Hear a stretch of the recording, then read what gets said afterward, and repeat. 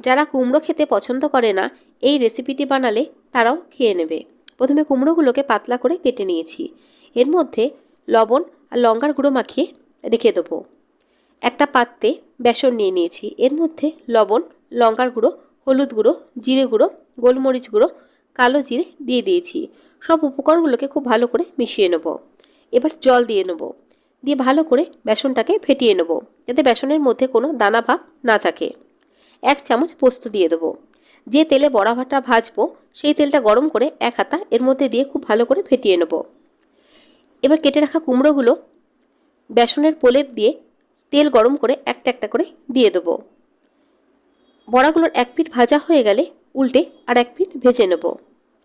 Medium to low ফ্লেমে লাল করে ভেজে বড়াগুলো তুলে নিয়ে গরম গরম পরিবেশন করব। নিত্য নতুন রেসিপি পাওয়ার জন্য আমার চ্যানেলটিকে সাবস্ক্রাইব করবেন, লাইক ও শেয়ার করতে ভুলবেন না।